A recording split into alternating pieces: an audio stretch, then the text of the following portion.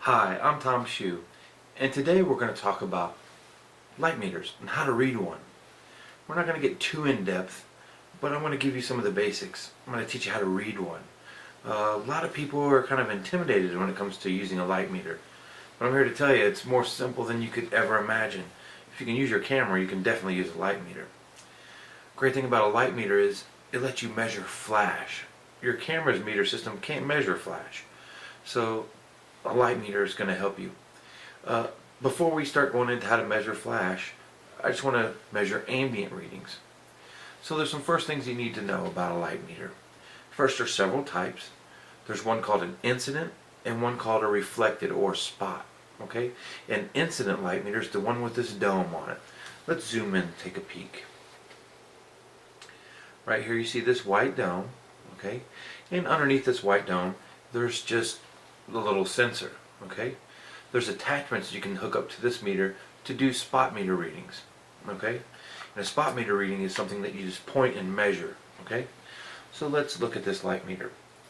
Basically, it has a button for mode and a button for ISO, then a button for EV or f-stops, F numbers, and then it has some memories built in. It has an up and down button and a trigger button. It has a PC port. So the way this works is real simple. Is you set the ISO on the light meter, which will match your film, if you still shoot film, or the ISO on your camera.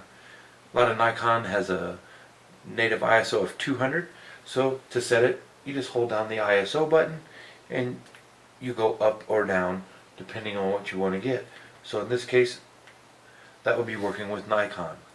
The next thing you need to do is need to set what mode it's in. Okay, this is designed to work with flash or measure ambient. So if you click the mode button, you'll see there's a cord mode, which means that if you had a cord hooked to this, it will go out.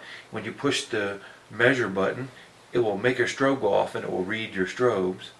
Or there's a non-corded mode, which when you push the trigger button, it flashes and it's waiting for the flash to go off. So you just go over and push the button on your strobes and it will measure it and it'll tell you the proper setting. Okay? When I say the proper setting, it's going to choose the aperture value for you, because you're going to set the ISO and you're going to lock that in, and you're going to set a shutter speed and lock that in.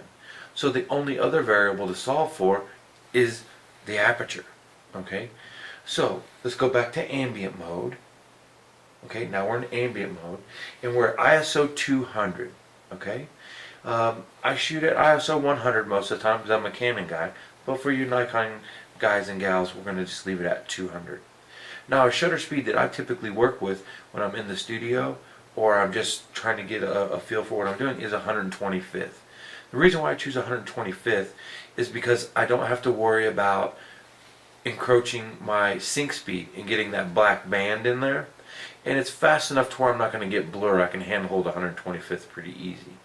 Okay, now if I was going to shoot something in ambient that I wanted to freeze motion, I would bring my shutter speed up to like 1/500th.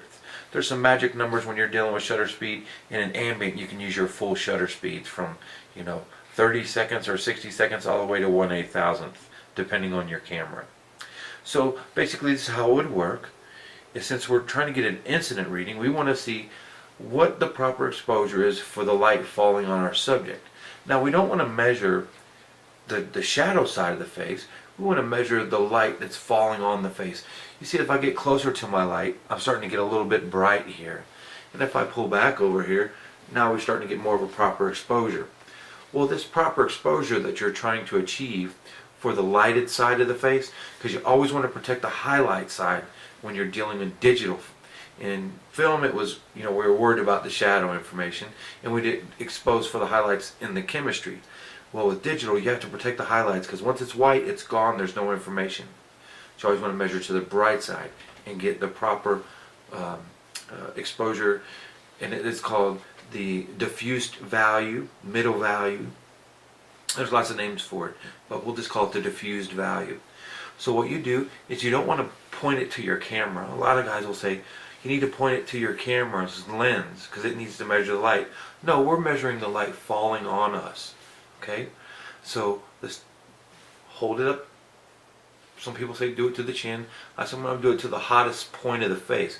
Since this is closer than my chin is, I'm going to measure right here from my cheek, and I'm going to point the dome right to the light source. I'm going to take a reading. And there we go. It gives us F20.8. Now the 0.8, what that is, that's tenths of a stop. 1/10 is a tenth of a stop, simple as that. 10 tenths would be a full stop. So you know how it goes, F4, F5, 6, F8. Well, those are full stops. If you broke those into 10 pieces between F4 and F5, 6, that's a tenth. So this will tell you whether you want to round up or round down. Okay? So we're saying that we're at F2.0 and 8 tenths. Okay? And that's how you use a light meter. Now there's different kind of light meters. There's one that's a spot meter that you can measure things with. And typically those meters have been separate. Well, a while back a company named Seconic came out with a meter that had the spot meter built in. So this is real great when you want to measure your background versus the reading you got from my face. Now I can determine whether my background is going to be black or white. You know, if I measure this and I measure my background, if it's 4 stops under, it's going to be black.